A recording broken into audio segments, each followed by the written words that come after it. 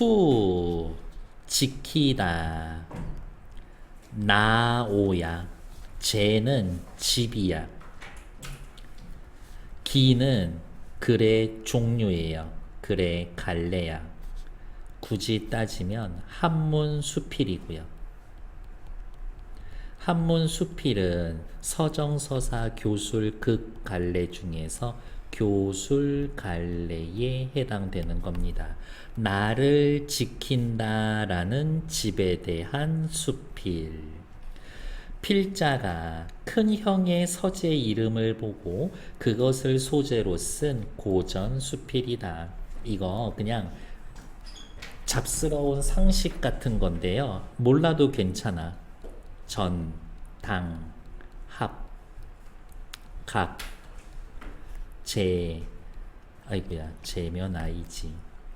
제, 헌, 루, 정. 요게 집의 규모에 대한 집 이름이에요. 이렇게. 임금님 일하는데 어디야? 근정전. 절에 가면은 제일 큰 본당 이름이 전부 다 뭐야? 대웅전. 큰 건물이야. 당, 무슨 합, 무슨 각 이런 식으로 뭐 규장각 이렇게.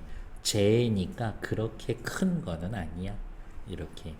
루는요, 이런 필로티 형식 있지. 기둥 세워놓고 위에다가 이렇게 집 지어 놓으면 그걸 루라고 하고, 정은 말 그대로 정자 있지. 그렇게 이야기하는 겁니다. 옛날 조상님, 우리 조상님들은 집을 짓고 그 집에 이름을 붙여줘. 자기의 가치관, 이런 걸 담아서. 큰 형은 집 이름을 수호제라고 지켰어. 나를 지킨다. 그러니까 큰 형님의 가치관은 뭐야? 세상에서 제일 중요한 건 나를 지키는 거다라고 생각하고 있었던 거지. 필자의 경험을 따라가는 동안 내가 지켜야 할 나, 이 나는 본질적 자아야. 나의 본질적 자아.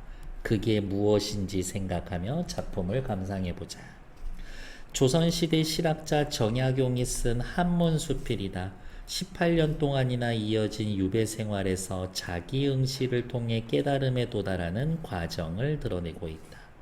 이러한 깨달음과 지혜를 통해서 우리 삶의 의미와 가치를 탐색해 볼 수가 있다. 정약용 선생 밑으로 내려오죠. 한문수필, 고전수필, 기 그리고 옆에다가 교술갈래. 성찰합니다. 자기 자신을 교훈을 줍니다. 나를 지키는 게 중요하다. 회고적 내가 과거 공부해서 과거 시험에 합격을 하고 관직 생활을 하다가 바쁘게 일하다 어째저째 유배 오게 된 과정을 얘기해 줄 거거든.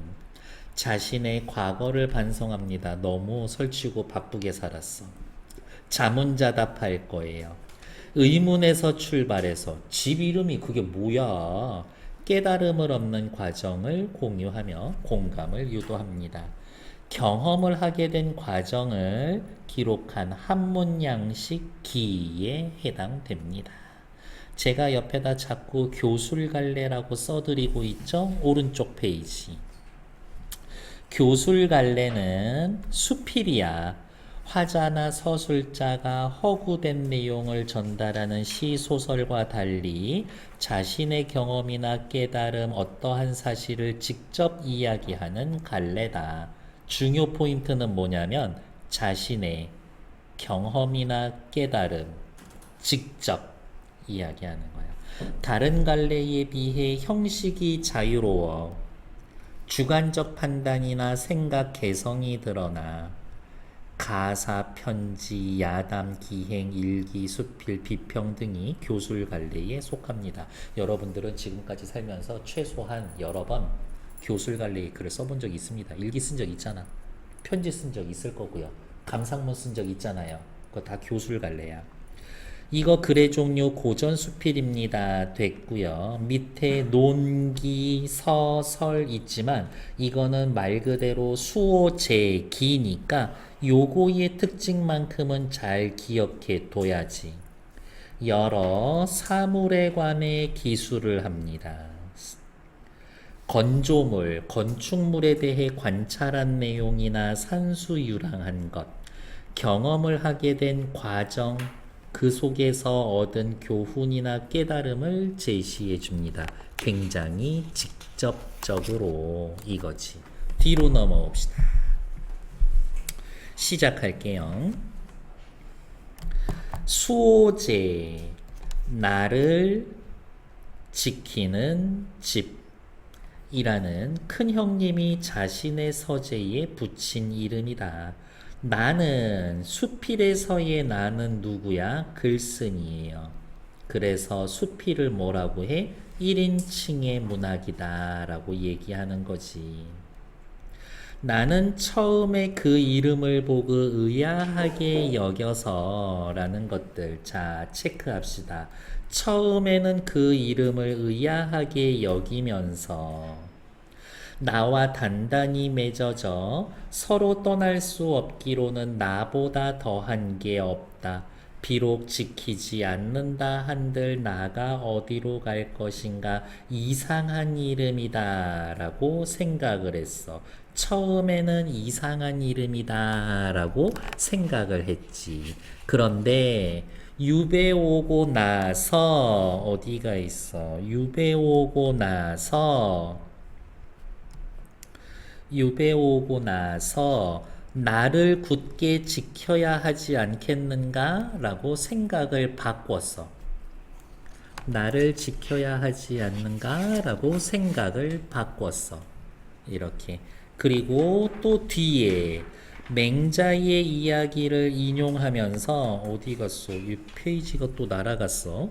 맹자의 말씀을 인용하면서 자신을 지키는 것이 큰일이다 라고 생각을 했어. 이렇게. 생각이 바뀌었습니다. 확인하시면 됩니다. 그래서 옆에 미리 여기 네모칠게요. 필자의 성찰 과정. 처음엔 뭐 집 이름이 저래 의문을 제기했다가 유배 와서 가만히 생각해 보니까 그러네. 나를 지켜야 되는 거겠네. 깨달은 내용을 쓰면서 반성하고 내가 뭘 깨달았는지 글로 남겨서 큰형님한테 보내줘야지 라고 이야기. 다시 본문으로 돌아옵시다. 자, 이제 반드시 해야 할 게 뭐냐면 어디 있어? 난리 났네. 이거 페이지 얘 왜 이래? 자, 중요한 거 뭐 있냐면 이렇게 할 거예요. 현상적인 자아는 세모. 지켜야 할 본질적 자아는 네모. 이렇게 해요. 비록 지키지 않는다 한들 본질적인 나가 어디로 갈 것인가 이렇게. 그래서 거의 시험 문제 세모랑 네모 전부 다 나 밑줄 그어놓고 같은 것끼리 찾기 시험 문제예요. 장기로 귀양 온 이후 필자의 처지 그 다음 나를 지키는 게 중요하구나 라는 깨달음의 계기가 된 게 귀양이야. 귀양을 온 뒤로 나는 홀로 지내며 생각했는데 어느 날 갑자기 이러한 의문점 수호제라는 의미를 뭔가를 환히 깨달을 수 있었다. 나는 벌떡 일어나 다음과 같이 말했다. 다 위에다 씁시다. 자문자답. 천하 만물 중에 지켜야 할 것은 오직 나뿐이다. 내 밭을 지고 도망갈 사람이 있겠는가? 없지. 그러니까 밭은 지킬 필요가 없다. 내 집을 지고 달아날 사람이 있는가? 없지. 그러니 집은 지킬 필요가 없다. 내 동산에 꽃나무와 과실나무를 뽑아갈 수 있는가? 나무는 뿌리가 땅속에 깊이 박혀 있어. 내 책을 훔쳐가서 없앨 수 있는가? 성현의 경전은 세상에 퍼져 물과 불처럼 흔한데 누가 능히 없앨 수 있겠는가? 물음표. 내 옷과 양식을 도둑질하여 나를 궁색하게 만들 수 있는가? 천하의 실이 모두 내 옷이 될 수 있고 천하의 곡식이 모두 내 양식이 될 수 있지. 도둑이 비록 훔쳐간다 한들 하나둘에 불과할 터.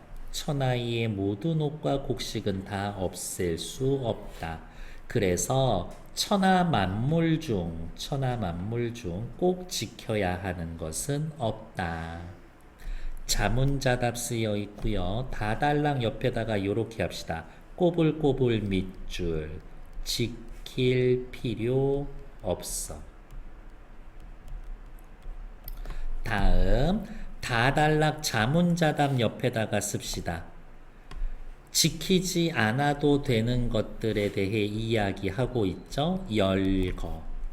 뭐뭐이기 때문에 지키지 않아도 되는 거다. 인과.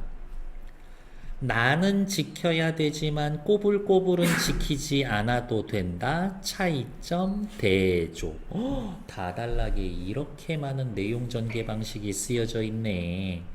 그러나 유독 이 나라는 것은 그 성품이 달아나기를 잘하며 출입이 무상하다. 무슨 말이냐면 나는 나를 지켜야 돼 하는데 그런 거 있잖아요. 순간 내가 아닌 것 같은 느낌.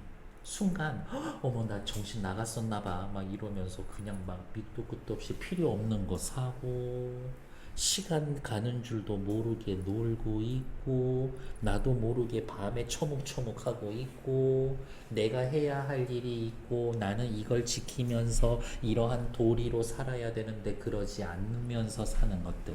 그게 나를 잃어버리는 거지.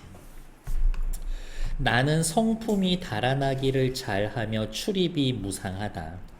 친밀하게 붙어 있어 서로 배반할 거 못하면서도 잠시라도 살피지 않으면 어느 곳이든 가지 않는 곳이 없다. 즉, 나는 잃기 쉬워.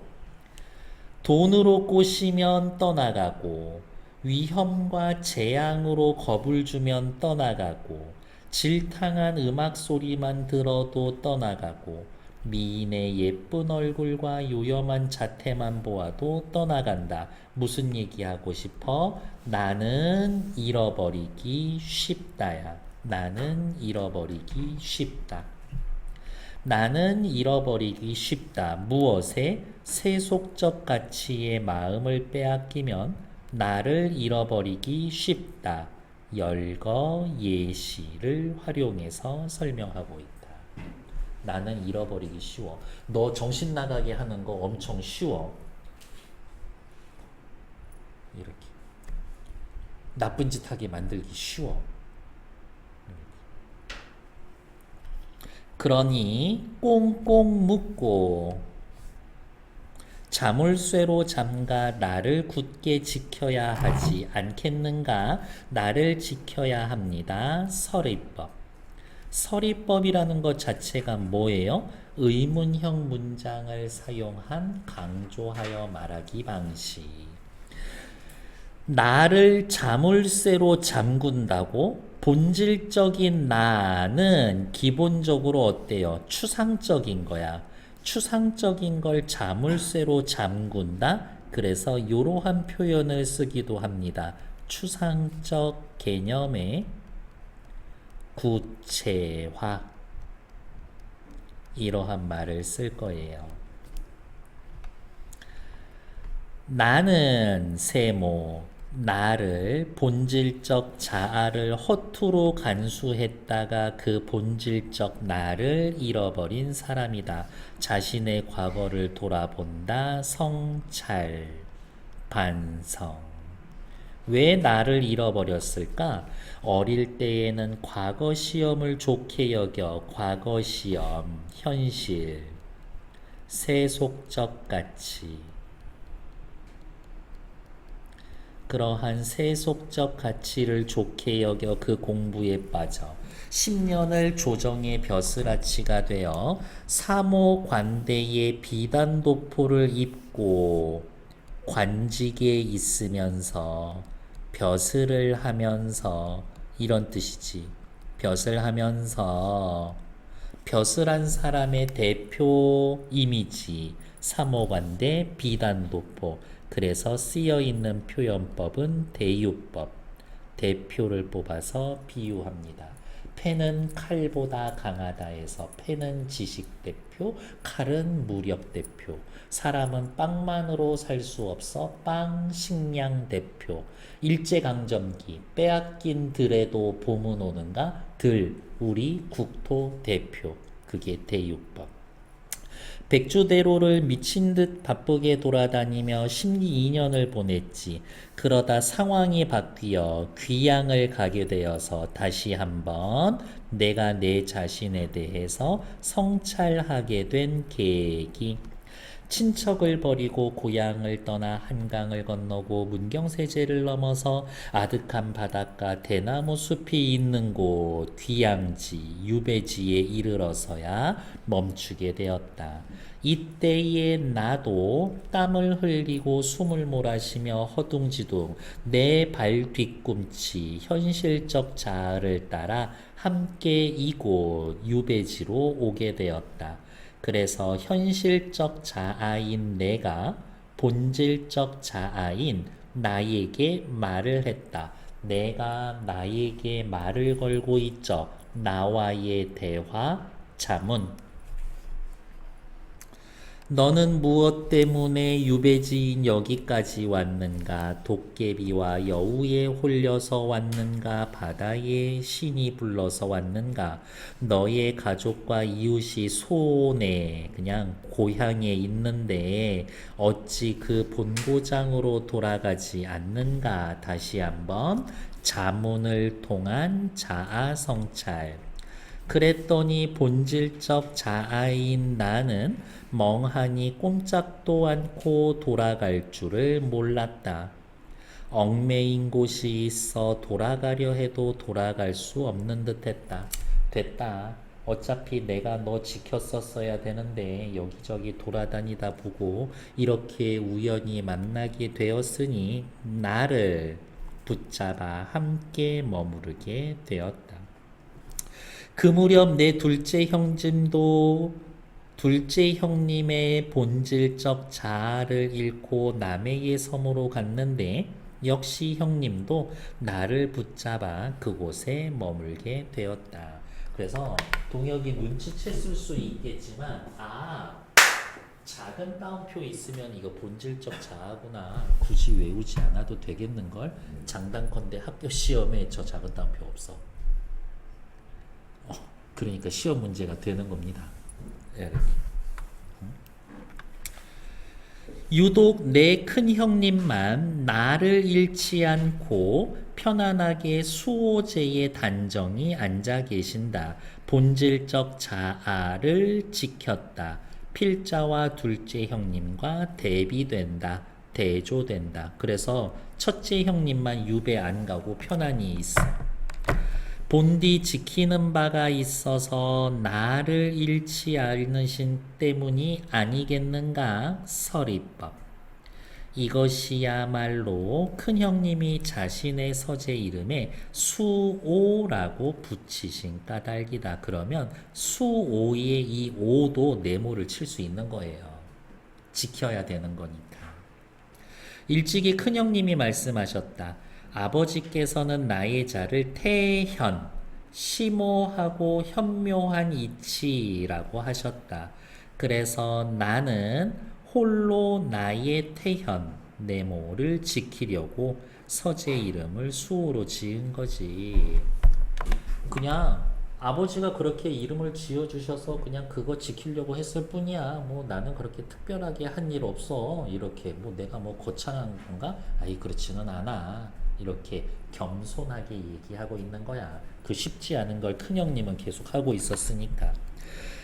그 이름을 지으신 뜻을 말하신 것이었다. 맹자께서 말씀하시기를 인용 그리고 맹자의 생각과 이 글을 쓴 글쓴이 필자의 생각이 비슷해. 무엇을 지키는 게 중요한가? 자신을 지키는 것이 큰일이다. 그럼 자신도 네모지. 참되도다 그 말씀이여 그 말씀은 참되다. 도치. 느낌표 있으니까 영탄법. 드디어 내 생각을 써서 나를 지키는 것의 중요성, 그것에 대한 깨달음을 큰형님께 보여드리고 수호제의 기문, 기록한 글로 삼는다. 글을 쓰게 된 계기. 요렇게. 이게 원래 어디지? 양지 같은 경우에는 2학년 교과서에 나오는 작품이거든요. 거기에서는 요 글 쓴 계기, 요걸 관련해서 시험 문제를 잘 냅니다. 그렇게 확인하시면 될 것 같아요. 옆 페이지 255쪽에서는 크게 보실 것 없고요. 다음 페이지 256페이지. 귀양 오기 전과 귀양 오기 후에, 귀양 오기 전에는 뭐 이름이 저래 의아하게 여기며 이상한 이름이다 라고 생각을 했지. 하지만 귀양하고 난 이후, 그러네, 지켜야 할 것은 나뿐이네 를 깨달았어.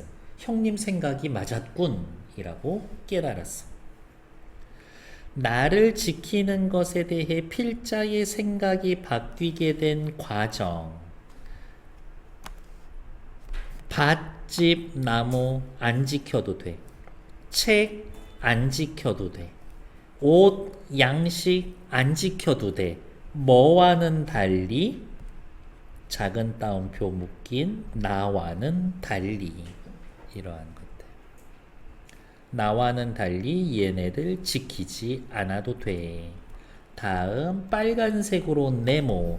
나를 지킨다라는 건 뭡니까? 여기 빨간색 네모 해놓고 나의 본성을 온전한 상태로 유지하는 거야. 그러면 글쓴이는 나의 본성을 선한 거라고 악한 거라고? 선한 거라고 생각하는 거야. 선한 나의 본성은 지켜야 돼. 본질적인 자아의 생각이나 주관을 잃지 않는 거야. 세속적 유혹에 빠지지 않는 거야. 올바른 정신을 지키는 거지. 이렇게. 됐을까요? 옆 페이지. 필자가 지켜야 할 것은 나뿐이다. 나머지 것들, 이러한 애들은 하찮은 거라서 완전히 빼앗을 수 없는 거야. 그러니까 지켜야 하는 게 아니지. 하지만 나는, 본질적 자아는 쉽게 떠나가. 잃어버리기 가장 쉬워. 그래서 꼭 지켜야 돼. 이 글에 쓰인 표현 방법. 물음을 자신에게 던집니다. 밑에다가 자문, 그리고 그거에 대답하죠. 자답. 자문자답 형식을 사용하는군. 그리고 괄호 열고 열거 있죠. 대조 쓰고 있어요. 맹자의 말을 인용하기도 합니다. 원인과 결과도 있어요. 인과도 있는 겁니다. 이렇게. 자문자답하고 있어요. 깨달음을 이야기합니다. 내가 나한테 물어봐? 남과 대화하는 것처럼 제3자 입장에서 객관적으로 살펴볼 수 있지. 고민과 내적 갈등을 생생하게 드러냅니다. 맹자의 말과 큰형의 말을 인용한 이유는 뭡니까? 큰형의 말을 인용해서 깨달음을 강조하고. 어때? 내 생각이랑 맹자 생각이랑 똑같아. 중요성과 설득력을 높여줍니다. 밑에 나와 있는 다음 작품을 읽고 진짜 나를 소재로 작품을 참작해 봅시다. 이거는 특별히 읽지 않을 거예요. 됐고요. 됐어. 260페이지 빈칸 채워주세요.